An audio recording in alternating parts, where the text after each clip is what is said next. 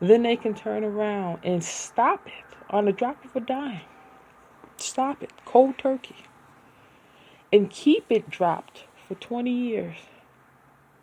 If they can manage to combat that spirit when it's locked away like that, where no one can touch it, and after 20 years, open it up as if nothing has changed, that is somebody to be afraid of.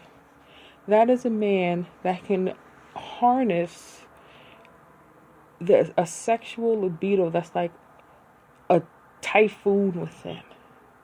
And then just not be fazed by it because he knows himself so well. And then let it out after 20 years and things are still the same. A man like that is to be feared. But no one who goes through such a change in life is the same afterward. I know I'm not.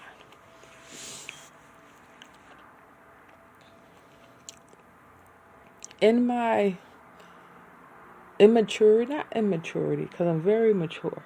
In my inexperience, I'm very young-minded with a lot of things. But believe me, that youth is encapsulated in a very mature metal box. Very mature. If I end up dating like a man, there's certain things about me that's going to be able to pick it up on a total different scale. And it's so mature, it may even use thought mentality to pull it in. It may even use thoughtish behavior because it has scenarioed it in so many different instances that it knows how plastic it is. It's $5 makeup. I use $5 makeup to cover blemishes. But once I take the wash rag and I wipe it off, and then all of my other feelings blank it out, and it's a null and it's a zen. Once that goes zen on you, I'm out the door. If you can't match any part of that zen to hold me in, I mean, the babies, no. Because I'll cower. I'll cower away from it. I'll internalize and I'll just walk out. This is what my frugality has earned me. Now for you, it may be something totally different. You may become a guru of relationships and you'll start teaching your methods to the world. I mean, I would love to. That's what this podcast is about. But in my meekness, I'm not as effective. I strive to be as effective. But I've propertized. I have a debt within for my sexual relationships. And now I also have a frugality for my sexual maturities. One trumps the other. I've sexually active for 5 years? And I've been sexually celibate for 20. I've pretty much trumped that 5-year inexperienced roller coaster 4 times straight. 4 times. I've tapped it, rolled it over, tapped it, rolled it over, tapped it, rolled it over, tapped it. It's in a square box. I'm pretty much in a square box with it from 4 different sides. I can't, there's just a part of a presence I have on the streets that cannot be touched in that area. At one time in my life, that area was so accessible by any street nigga that wanted it. It was not anyone. Some of them, I guess I was very testy. There were certain guys I stayed away from. They scared me too much. Some of them were meek enough to trick me, but they were just wolves in sheep's clothing. Some were genuine, but by then I had been ruined already. I was 2 steps of bursting out of the hole anyway. It was just a matter of time. But that's the important part. How do you find your celibacy? How do you find your strength? A lot of times when the examples, when the fuel disappears, how do you keep the car going? So a lot of these guys that these girls are messing with on the streets, they're homebodies themselves. And that's the truth behind it. Is when I looked at myself in that mirror, when I was holding up my soul plate and I was looking in that mirror, a lot of these dudes are just like me. Not by chance, by life circumstance and the choices they make. A lot of them are homebodies too. They're either out on the streets selling drugs or chasing girls, or they're at home. A lot of them do this. And I look at them in the mirror. I was like, I know what I thought I saw when I saw you, but what in the hell were you thinking when you saw me?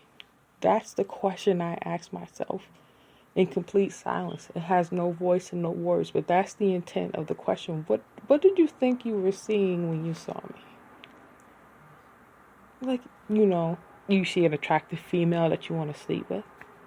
Do you see a potential wife?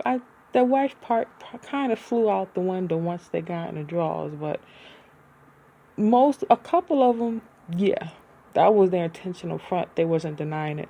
The other ones, they were kind of hoping you hold out because they think you're cool. And then there was just some that was just so damaging. I just don't touch that area. Not by myself. I need professional hands with me to touch that. That is too heavy to touch on my own. That I can say. But I wonder this. I was like, I wonder if they know I come from a fatherless home. I wonder if they know I had federal drugs running through my home too. There was abuse in my home. So I wonder if they see that when they see me. Or do they think they're seeing some girl who's naive on the street and they're just so experienced they're going to get what they want? I wonder, it crossed my mind. I was like, what do they think did they see the pain in my eyes? Did they think they could get past it by sleeping with me? There's so much running through me. Like, what did you think you saw? Did I look like I was naive and to myself? Cool. I was hiding it very well. I did my job. I ran my ass off. I played up front with you, and I didn't lose my footing until that plateau disappeared from under my feet and I had to step on the real world again. That is a different story. That is a different story with a different outcome. When I look at you, I didn't see your pain because like you, I was trying to hide it. In me hiding my pain, I try to see myself in you, even though that's not what you was portraying. I had to learn not to run from the mistake I made with you, but to accept that I made that mistake with you. I had to tell my mother about it. And then in my spirit, I went looking for your parents so I could tell them the same thing. This is how frugality manages itself. It ties everything into one. It makes everything one. So when I tell my mother I did this or I was penetrated at age 7, I tell her that. She asked me if I'm okay. I was like, it's not okay. It was a void without direction for so long. And then when it was finally found out, it was so out of whack, I didn't realize how wrong it was and how long I was in the wrong with it. Because when you do it, you can hide it. And there's nothing in you challenging it, saying it's wrong. Until you get filtered in the real world and they start trying to put their claws in you. And then it's like fresh air on a deathly old thing. And then you realize how wrong it is, how much in the wrong it is. Causes an eruption. Now you're stuck in this place where you're like, oh my God, I've been operating with this. I've been running this thing up and down the basketball court, winning championships with this, partying with this thing at the club. I'm doing all these things. And now that I'm trying to peel back a layer, this thing is beyond peeling. This thing is hardened and crusted over and it's not letting me go forward. This is insane. I've been carrying this around so long.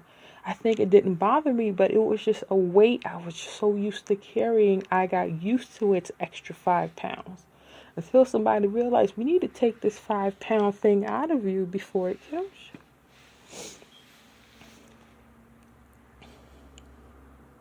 you. Yeah, I was penetrated at 7 years old.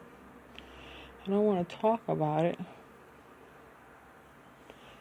Because a child can't make that decision. What was truly important to me at the time, paired up against what I went through, has nothing to... No. You don't want to think about it that way. It's too ugly in a pure place. So I don't think about it. And I don't blame anybody. Because it's too young. It was too young for all the parties involved. Everyone was underaged. No one was grown coming into a child's place. Everyone involved were children. And because we didn't get to discuss it in our grown-up voice, we have to run around in these closeted echoes trying to make sure we didn't slip anywhere else because of it. And I have the right to say, I didn't slip afterward. I didn't slip until my later years caught up to that energy. And then the two kind of exploded together. That's what made it terrible. But in my celibacy and my becoming frugal, I finally got a grip on this situation. I would have never got a grip on this if I kept running around the streets trying to make Vaseline out of gasoline. You know what I mean? It's not important now. And I got to be careful with this because I don't want someone to know they know me. And then on the other end of this, they're like, oh, this bitch trying to snitch. Nah. Snitch is a self-infliction. Self-inflicting one, I'm not snitching. I'm just getting the pressure off my chest. I have a chest plate that's been thumping on me, and I got to get this shit out. I got to get it clear. I don't know if little girls get prostituted. They do. Little girls get prostituted if they're too in their normal. If they're too exploratory and if their curiosity gets too intense, they can get prostituted in the wrong environments. And they'll carry that energy with them past childhood, past teenage years. And then when it's time for them to step on their own, when it's time for their 100% to come up, something they thought they had buried just blends into the energy. It just starts signaling things and awakening things out of context. And you don't know how to challenge it because not that you don't know where it came from, you have no idea what it is. You don't know what it is that's making you believe that you're sexy, but you're feeling a little bit too weird and you're sexy on the inside. And you're used to that person being dormant. You're used to using her for your schoolwork, cleaning up the house, for playing sports. That's what she's been doing for the past 4 or 5 years. Now she's sexy now? Like, what just happened to the sports? How did you just turn that switch off and turn this one on? Frugality gives you the power to not only be able to do that to turn that sexy back into exercise, into writing, but to address the question and answer.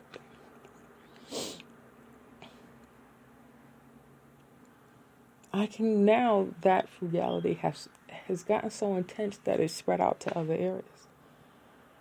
As someone who had a financial abuse issue, because I couldn't take out my anger in other areas, I would financially punch my credit card.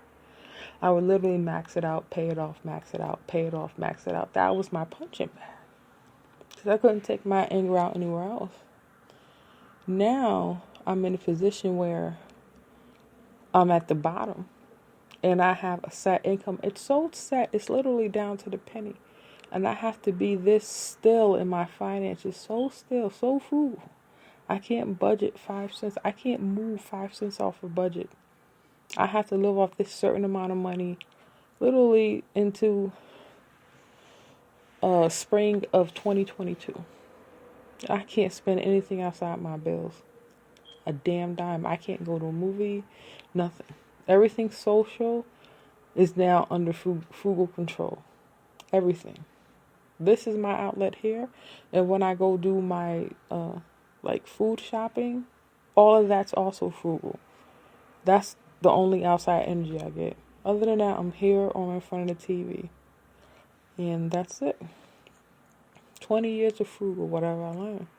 I've learned how to see others from my point of view. I've learned how to let others see me. I've learned how to let others vent about how they feel about me. I've learned how to accept fear at its pivotal point and not to react from it. I've learned to manipulate sexual energy and use it in other ways. I've learned how to let sexual aggression burn out through me. I've learned how to enjoy internal conversations with voices, male voices. Sometimes it sexualizes, sometimes it don't. I've also learned how to submit